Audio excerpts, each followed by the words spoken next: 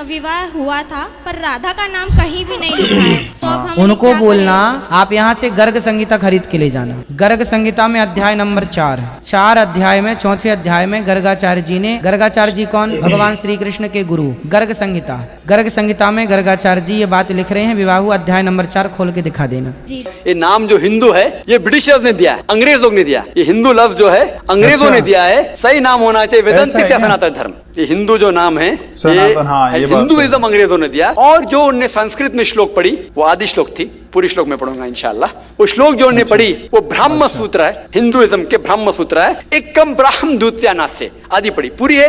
एकम ब्राह्म द्वितीया नास्ते नहना नास्ते नास्ते किंचन, जिसके मानिए भगवान एक ही है, दूसरा नहीं है, नहीं है, नहीं है, जरा भी नहीं है।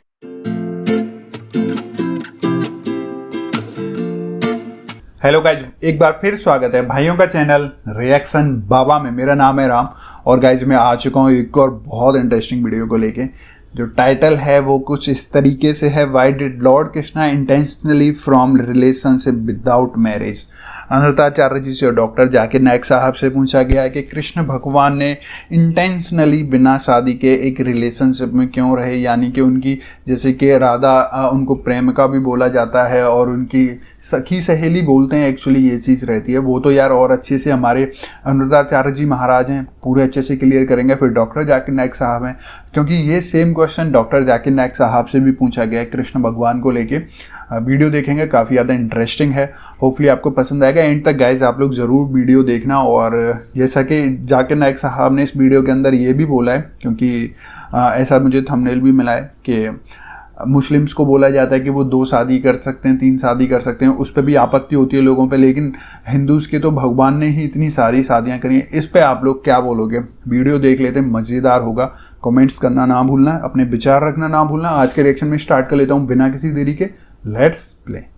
जी। गुरुजी, जैसा आपने बताया है कि कृष्ण जी और राधा जी का विवाह हुआ था, हमने शुरू से आपका सुना है, हम वही मानते हैं, आपको हमारा गुरु बना रखा है हमने। तो हमारे पास में एक भागवत कथा हुई थी, हमने पहली बार उन्हीं की सुनी है। तो उन्होंने बातों ही बातों में बताया कि राधा जी का और कृष्ण जी का विवाह नहीं हुआ था। हमने उन्हें कहा कि हमारे गुरुजी ने हमें बताया है कि इस जगह विवाह हुआ है। तो उन्होंने कहा कि राम राम, आप मतलब ऐसे शब्द मत बोलिए क्योंकि उनका विवाह नहीं हुआ। फिर दूसरे दिन उन्होंने हमें सारी जितने भी विवाह हुए उनके 16,800, तो उन्होंने हमें सारे नाम बताए और उन्होंने कहा कि गुड़िया देखिए, इसमें आप किसी में भी मतलब राधा का नाम नहीं है। रुक्मिणी का विवाह हुआ था, पर राधा का नाम कहीं भी नहीं लिखा है। तो अब हम उनको बोलना आप यहाँ से गर्ग संहिता खरीद के ले जाना। गर्ग संहिता में अध्याय नंबर 4 अध्याय में 4थे अध्याय में गर्गाचार्य जी ने, गर्गाचार्य जी कौन? भगवान श्री कृष्ण के गुरु। गर्ग संहिता में गर्गाचार्य जी ये बात लिख रहे हैं। विवाह अध्याय नंबर 4 खोल के दिखा देना जी।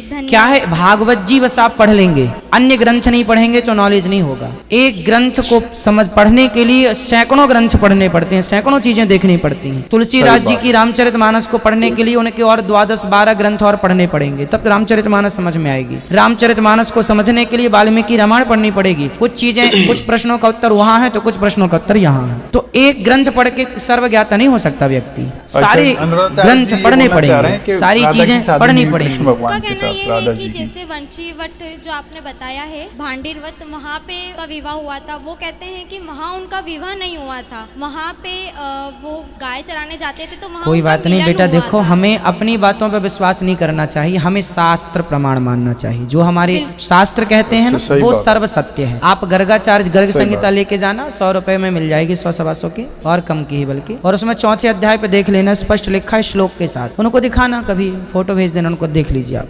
सबसे पहले माननीय रोशन लाल जी से एक सवाल करना चाहता हूँ। स्वामी दयानंद सरस्वती ने जो अपनी जीवनी में लिखे 7 प्रकाश में, उसमें श्री कृष्ण जी को योगी राज श्री कृष्ण का है, जबकि कि उनकी कोई बीवियां नहीं थी, एक के अलावा। उनका नाम था रुक्मणी और उनसे ही बच्चा पैदा हुआ था पदुम। इन्होंने एक इल्जाम लगाया आर्य जाति पे कि श्री कृष्ण जी की 11,000 पत्नियां थी। कृपा आप समाधान करें और इसका जवाब आप पूर्ण लें इनसे कि इन्होंने जो इल्जाम लगाया है क्या वो सही है या गलत है। इंशाल्लाह मैं हाजिर हूँ इधर। सवाल मुझसे पूछा जाएगा इंशाल्लाह। शंकराचार्य अगर चाहते मैं जवाब के बाद इजाफा करना चाहते मैं उन्हें दे दूंगा इंशाल्लाह। मैं भी तालिब इल्म हूँ अल्हम्दुलिल्लाह, सिर्फ कुरान का नहीं, वेद का भी, महाभारत, रामायण इंशाल्लाह। पहले आपका सवाल दूंगा इंशाल्लाह, बाकी जो शंकराचार्य ने कहा उसका भी जवाब दूंगा। भाई साहब ने कहा कि जो मैंने इल्जाम लगाया कृष्ण के 16,000 से ज्यादा बीवी थी, वो इल्जाम ने वो आपके महाभारत में लिखा हुआ है। और कृष्ण की एक बीवी नहीं 8 बीवियां थे, 8 बीवियां थे, उसमें से रुक्मणी थी, 8 बीवियां थी। उसके बाद 16,100 जब जंग के हालत के अंदर उनने 16,100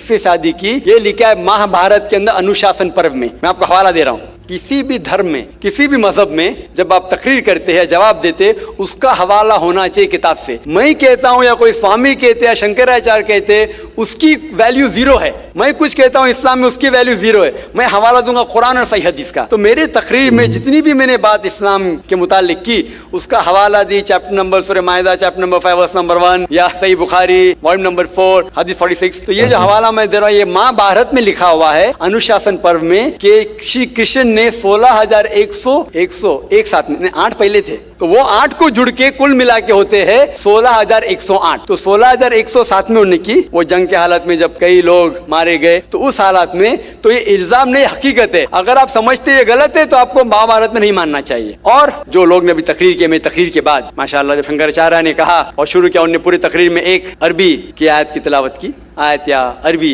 बोले कलमे की तिलावत की, और एक संस्कृत की तिलावत की। और कई लोग ने जब उन्हें कहा ला इलाहा इल्लल्लाह मुहम्मद रसूलुल्लाह, जब उन्होंने कहा कलमे शहादत ला इलाहा इल्लल्लाह मुहम्मद रसूलुल्लाह, बहुत लोग ने ये समझा होगा कि जो कह रहे हैं शंकराचार्य वो मुसलमानों को बहलाने के लिए कह रहे होंगे। उनकी क्या नियत थी अल्लाह वाला, मैं नहीं जानता, मैं उनकी नियत के ऊपर शक नहीं कर सकता। लेकिन क्योंकि मैं तालिब इल्म हूँ इस्लाम और दिगर मज़ाहिब का, मेरे दिमाग में फौरन जो वो कह रहे थे कि ये एक कलमा वेद का निचोड़ है, पुराना का निचोड़ है, जो वो कह रहे थे, फौरन मेरे दिमाग में वो श्लोका याद आने लगे। और शंकराचार्य बिल्कुल सही कह रहे थे। उनकी नीयत क्या थी अल्लाह आलम, लेकिन वो बिल्कुल सही कह रहे थे कि अगर आप हिंदू मजहब की किताब पढ़ेंगे, उन्हें सही कहा कि हिंदू मजहब, ये नाम जो हिंदू है ये ब्रिटिशर्स ने दिया है, अंग्रेजों ने दिया। ये हिंदू लफ्ज जो है अंग्रेजों ने दिया है, सही नाम होना चाहिए वेदांतिक या सनातन धर्म। ये हिंदू जो नाम है ये हिंदुइज्म अंग्रेजों ने दिया। हिंदू नाम सबसे पहले पर्शियन लोग ने जब आए थे हिमालय के जरिए, और जो अरब लोग आए थे हिंदुस्तान में, उन्होंने नाम हिंदू दिया।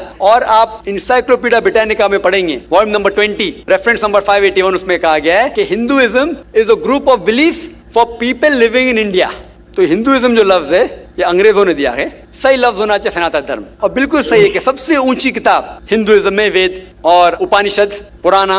अगर आप पढ़ेंगे छंदोग्य उपनिषद अध्याय 6 सेक्शन नंबर 2 श्लोका नंबर 1, उसमें लिखा गया है एकम एविदित्यम, भगवान एक ही है दूसरा नहीं है। श्वेताश्वेतार उपनिषद में लिखा हुआ है अध्याय 6 श्लोका नंबर 9 में नाच्यस्य कशिज जनिता न चदीपा, ये संस्कृत कोटेशन है। इसके मानी होती है कि उस भगवान का कोई रब नहीं है, ना कोई वालिदैन है, उसका ना कोई पालने वाला है, ना वालिद है ना वालदा है। आगे आप पढ़ेंगे लिखा हुआ है श्वेताश्वेतार उपनिषद में अध्याय 4 श्लोका नंबर 19 में न तस्य प्रतिमा अस्ति, उसके जैसा कोई भी नहीं है। और सारे किताबों में से जो सबसे ऊपर किताब है जिस तरह शंकराचार्य ने कहा वो है वेद। और 4 वेद है, ऋग्वेद, यजुर्वेद, सामवेद और अथर्ववेद। यजुर्वेद में लिखा हुआ है अध्याय 32 चैप्टर नंबर 32 श्लोका नंबर 3 वर्ष नंबर 3 लिखा है न तस्य प्रतिमा अस्ति, उसका ना कोई अक्ष है, ना कोई बुत है, ना कोई तस्वीर है। उस भगवान का ना अक्ष है ना तस्वीर है। और आगे लिखा हुआ है यजुर्वेद में अध्याय 40 श्लोका नंबर 9 में अंधात्म प्रविशन्ति या असम्मुति उपास्ते। अंधात्म मीन्स अंधकार, प्रविशन्ति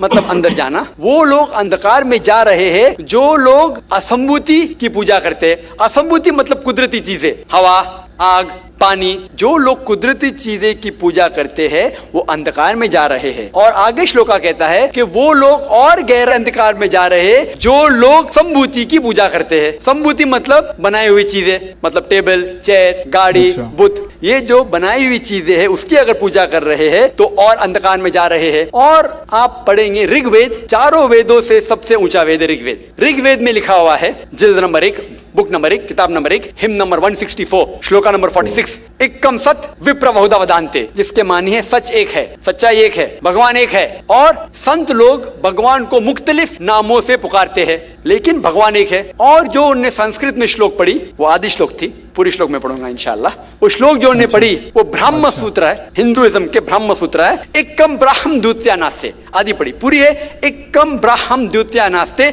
नहना नास्ते नास्ते किंचन, जिसके मानिए भगवान एक ही है, दूसरा नहीं है, नहीं है, नहीं है, जरा भी नहीं है। ये पूरा ब्रह्म सूत्र है। वक्त की किल्लत की वजह से उन्हें आधा पढ़ा और मुझे ऐसा लग रहा था जैसे कि उनने मेरी एक तकरीर सुनी जिसका मौजू है similarities between Hinduism and Islam, Hinduism और इस्लाम में यकसानियत।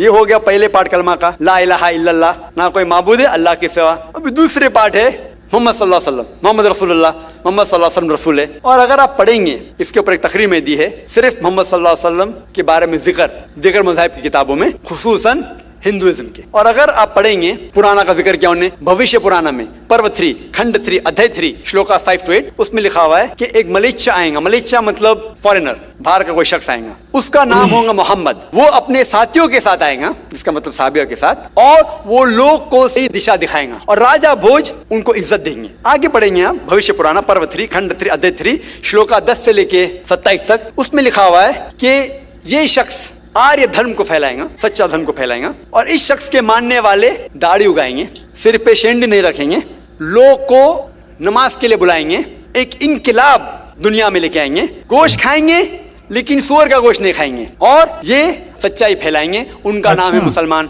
ऐसे कई मोहम्मद सल्लल्लाहु अलैहि वसल्लम का जिक्र भविष्य पुराना में है, ऋग्वेद में है, सामवेद में है, अथर्ववेद में है, और खुसूसन अगर आप पढ़ेंगे पुराना में भी है, जिसका नाम है कल्कि पुराना। और कल्कि पुराना अगर आप पढ़ेंगे अध्याय 2 chapter number 2 verse number 4, 5, 7, 11 and 15, जिसका भागवत पुराना में भी जिक्र है, volume number 2 verse number 18 to 25, 18 से 25 तक, जिसमें कल्कि पुराना का जिक्र है। कल युग में एक शख्स आएंगे जिसका नाम है कल्कि, उनके वालिदा का नाम है सुमति और वालिद का नाम है विष्णु यास। सुमति के मानिए अमन, अमन करने वाली। और हम जानते हैं कि हमारे पैगंबर आखिरी पैगंबर सल्लल्लाहु अलैहि वसल्लम के वालिदा का नाम था आमिना, जिसका मतलब है अमन फैलाने वाले। और विष्णु यास मतलब भगवान की इबादत करने वाला। और हम जानते हैं मोहम्मद सल्लल्लाहु अलैहि वसल्लम के वालिद का नाम अब्दुल्ला था। इस तरीके से मोहम्मद सल्लल्लाहु अलैहि वसल्लम के आने का जिक्र कल्कि पुराना में है और भागवत पुराना में भी है। तो इस बुनियाद पर ये पूरी तकरीर कर सकता हूँ मैं 2 घंटे के लिए, 4 घंटे के लिए, सिर्फ मोहम्मद सल्लल्लाहु अलैहि वसल्लम का जिक्र हिंदू मज़ाहिब की किताबों में। अभी वक्त नहीं है, लेकिन ये दोनों जोड़ के जो शंकराचार्य ने बिल्कुल सही कहा,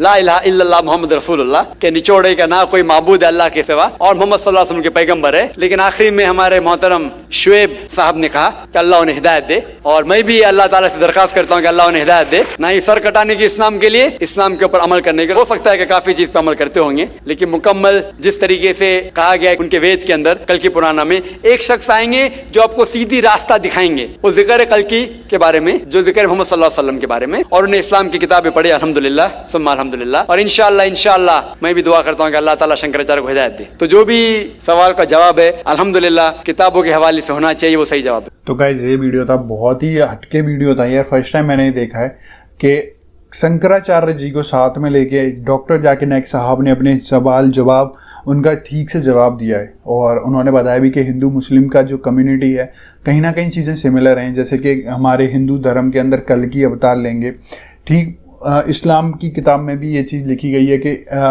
सल्लल्लाहु अलैहि वसल्लम साहब आएंगे। आप लोगों को इसमें कितना कहाँ तक सच्चाई लगती है, क्या सब लगता है, आप लोग अपने विचार कमेंट में कर सकते हैं। वीडियो अच्छी लगी है लाइक करके शेयर जरूर करें, और फर्स्ट टाइम चैनल पर वीडियो देख रहे हैं तो प्लीज़ चैनल को सब्सक्राइब करें। आज के रिएक्शन में बस इतना ही, मिलूंगा नेक्स्ट किसी रिएक्शन में। तो पहले thank you so much for watching, bye bye guys, see you guys, take care guys.